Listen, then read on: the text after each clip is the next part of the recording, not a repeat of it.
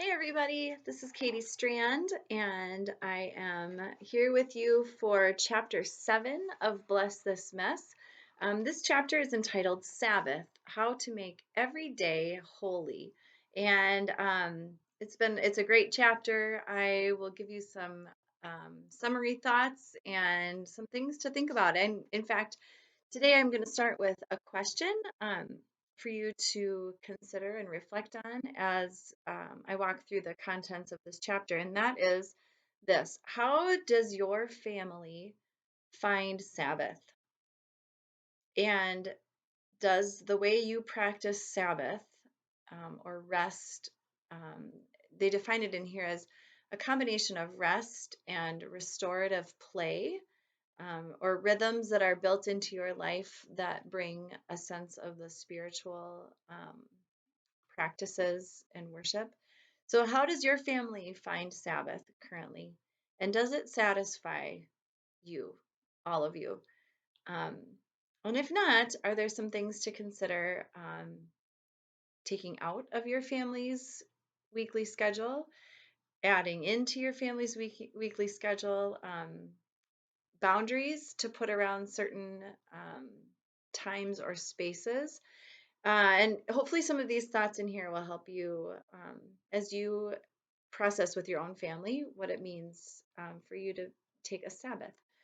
So, in here, there's a great kind of starting idea, and that is that Sabbath or stopping, which is one way of translating it, is not a guilty pleasure. It is a gift from God. And if that doesn't help, it's a commandment, one of the 10 commandments. Um, I think it's so true. Of all of the topics in this book so far, I do feel like the idea of taking a true Sabbath and resting is maybe one of the most countercultural ideas and one of the most challenging to practice within our current culture of busyness and schedules, and oftentimes how we define success or value. It always involves doing something, accomplishing something, producing something. So this is a good statement for me to hear, that stopping, taking Sabbath is not a guilty pleasure. It's a gift from God and it's a commandment from God. Um, and we have a responsibility as the leaders and the spiritual leaders of our families to help carve that time out and that space out. Um, they talk about time a lot in this, but there's one interesting thing in the front end of this chapter that I loved, is talking about boundaries of space too. And this is a place where our family could really use some help. Um, like that in this situation, the parents' bedroom was on the top floor of the house. That was the only thing on the floor. And the kids needed to ask permission before they could go enter that space. And that space was sacred space for this author and her husband. And I don't know, my husband and I often comment on how our master bathroom of our bedroom has been taken over by our kids. I mean, they take their baths in there, their toothbrushes are in there. Like, we have no space of our own. And maybe it would be helpful if we set a boundary around that space. That like, I would not have thought of that as taking Sabbath, but this is one interpretation of Sabbath, having boundaries around our spaces. Um, Another thing they lift up that I thought was really valuable was the importance of play to Sabbath. And the play is defined here by someone named Stuart Brown as any activity that is purposeless, dissolves ego boundaries, and ultimately brings joy. And that there's great value in us playing with our kids.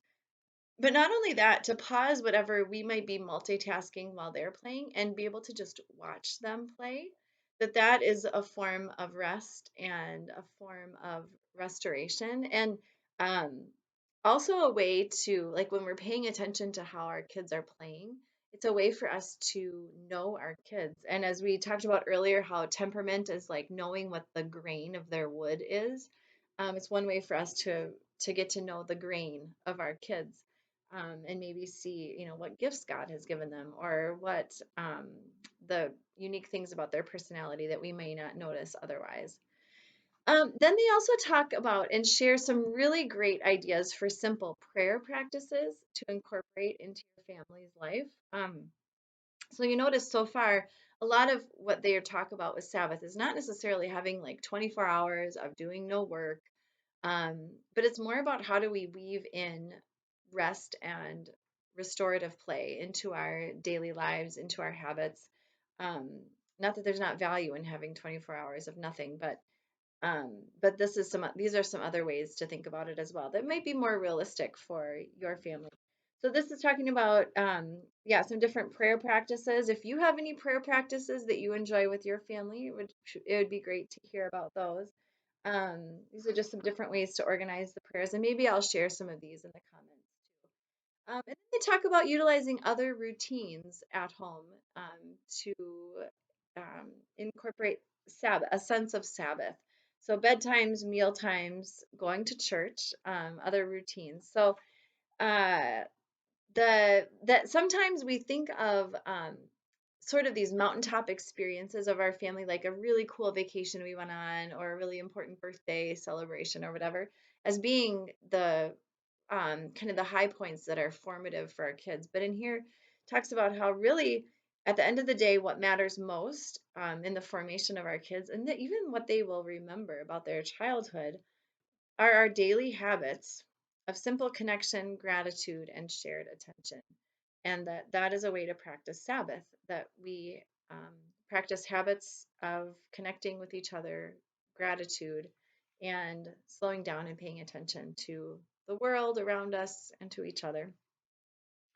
And then they do lift up the value of church, that they call church. I hope I made note of this. It's like a container for your spirituality. That, of course, it's not impossible to worship God or to practice a spiritual life outside of the church, particularly the building of the church. I mean, we've found that this last year, right? That we've had to figure out ways to be connected in faith and to practice our faith without being in the church building. But and here it talks about how the church does provide some helpful structure for all of us, kids and adults alike, and that it gives us a place where we can practice the communal nature of our faith. That when we say, the greatest commandment being to love God and love our neighbors as ourselves, that the church is a good place to practice loving our neighbors.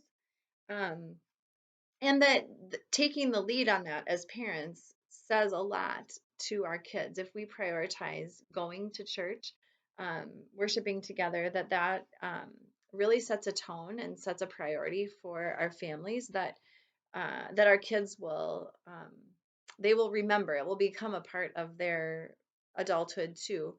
um, that I mean, they can certainly choose to reject that part of their teaching, but the fact that it becomes a rhythm in our family is really valuable, um, and something that you can't replace by just simply practicing faith at home. There's something unique about going to church. And in here they talk about, I mean, if you're watching this, you're connected to Shepherd of the Valley. Obviously, I hope that Shepherd of the Valley feels like a church community that is worth investing in for you, that fits you well, that meets the needs of your family, that inspires your faith and supports you.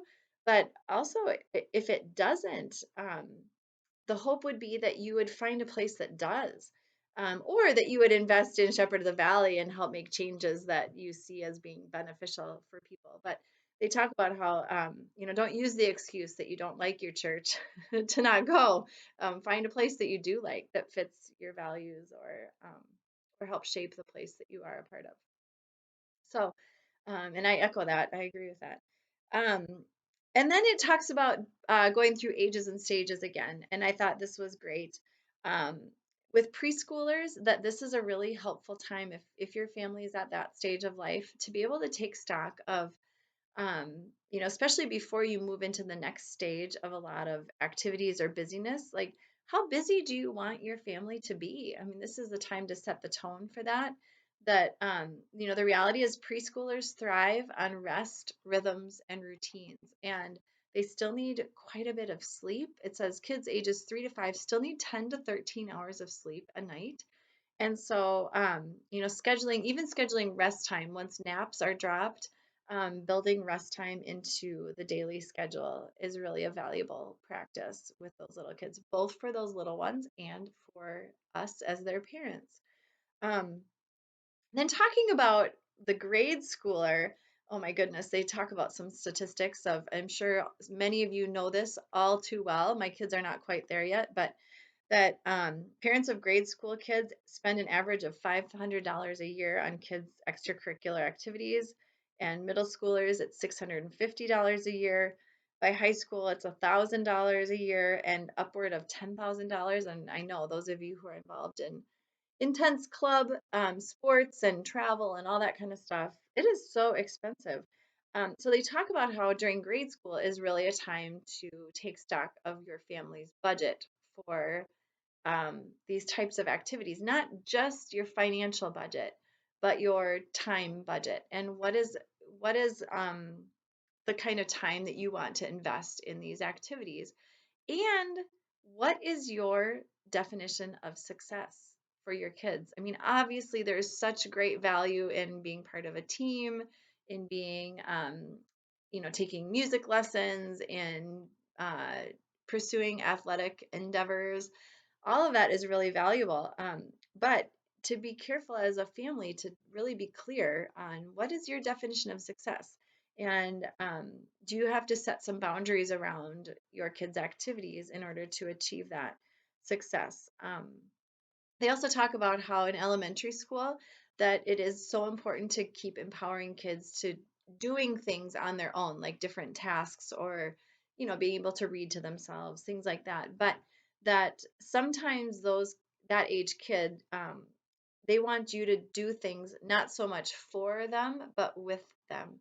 And so part of your Sabbath practice could be reading a book together, taking turns reading a page, or even reading to your kids who can maybe read to themselves, but it is a restful, restorative practice to, read Harry Potter together or whatever it might be. So then we move into middle school and high school. And here they talk about how the real importance and impact of the culture and the community that we're a part of, and how it is really hard to be a family that sets your rhythms to something other than what is expected in your community. And couple of key points that I took away from this is, one is that it may be that stage of your kid's life where you need to step up with all of your free time, but to advocate for things like maybe more reasonable amounts of homework, or for practices to be scheduled at times that don't prevent you from doing church activities as a family or whatever. So kind of looking at like how can you work with other families to change our culture a little bit or to shape it, rather than being at the mercy of it. It also talks about being in conversation with other kids and other parents, and realizing that although you may be faced with the decision of like, okay, do we send our kid to church camp because they're going to have to miss a tournament? Um, it may feel like you are the only family that is even considering this kind of decision, and that can be a really lonely, difficult place to be, but that chances are good there are other families and other kids, other athletes, other band members that are wanting to make that same decision, and that there's solidarity, and even finding one other family who is prepared to make some kind of a sacrifice for the sake of Sabbath, whether that's like a family vacation or Sabbath in the form of like a church related activity or camp. That it's really helpful to have have another family that you feel like you're in solidarity with. And then the closing thought of the chapter, in the section about middle school and high school, I thought was really good food for thought. That sometimes we get so focused on what our kids might be missing out on in terms of an activity or a sports team or a camp or whatever. We get so focused on what they might be missing out on, either now or in their future, that we actually keep our kids from having their biggest, best life right now. One that includes time for rest, play, and a God who reminds them it's not all about them. Um, and so that requires some real intentionality on the part of us as parents, to really define for ourselves what's the kind of life, what does a full life look like, for our kids. Full, not necessarily as like a packed schedule, but full as in rich, as in meaningful, as in joyful, as in um, connected, connected to others, and let some of that framework help us make decisions as a family of what we're going to say yes to and what we need to say no to, and how we're going to carve out time to rest and be restored. So, with that, I will close with this prayer at the end of the book, and hope and pray that you all will find some great Sabbath moments and even extended Sabbath, yourselves and as a family. So, let us pray. God, we are too busy. We crave Sabbath and yet find it so hard to grasp the rest you are always offering us. Give us the courage to scale back, slow down, and tune in so we don't flame out. Amen. All right, we'll be back next week. The chapter next week is the beauty of bodies, sex, drugs, and going beyond the talk. Should be a good one. I haven't read it yet, but I look forward to it and then sharing it with you. Hope you have a great week, and we'll see you soon.